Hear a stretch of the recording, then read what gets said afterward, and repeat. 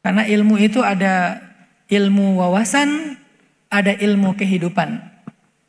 Ilmu wawasan itu namanya saqafah. Ilmu kehidupan itu namanya hikmah.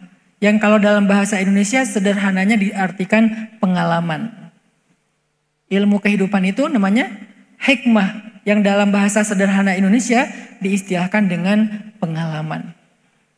Orang yang paling banyak pengalamannya walaupun gak sekolah adalah orang yang berilmu. Sebagaimana orang yang paling banyak wawasannya dengan sekolah adalah orang yang berilmu. Jadi orang yang berilmu itu bukan cuma orang yang mutsaqaf. Bukan cuma orang yang punya wawasan, baca banyak buku. Atau mungkin punya banyak referensi, gelarnya tinggi. Tapi juga ada yang namanya orang yang berilmu dengan ilmu hikmah diberikan oleh Allah lewat pengalaman-pengalaman hidup. Atau dalam istilah yang lain, ada ilmu yang namanya ilmu al-muktasab. Ada lagi ilmu namanya al-mauhub. Al-muktasab istilah lainnya al-kasabi. Al-mauhub istilah lainnya al-wahabi.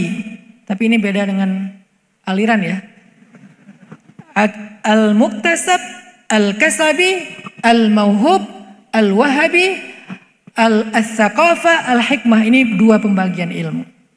Al-muktasab atau al-kasabi, ilmu yang dipelajari. Kita baca, baik ilmu agama ataupun ilmu umum kita baca, kita sekolah. Itu namanya ilmu al-muktasab atau al-kasabi. Tapi ada ilmu yang tidak dipelajari, yang tidak dibaca, yang tidak sekolah. Namanya ilmu al-mauhub. Kalau dalam ilmu tasawuf dikenal dengan istilah ilmu laduni. Dalam tasawuf itu sering diistilahkan dengan istilah ilmu laduni. Dari mana istilah ilmu laduni? Bukan carene, bukan katanya, bukan cenah, bukan qila wa qal. Kalau dalam bahasa Arab qila wa qal, bukan. Cari sopo. Kok ada yang namanya ilmu laduni? Gak bahaya tah? Istilah ilmu laduni. Itu adalah istilah Al-Quran.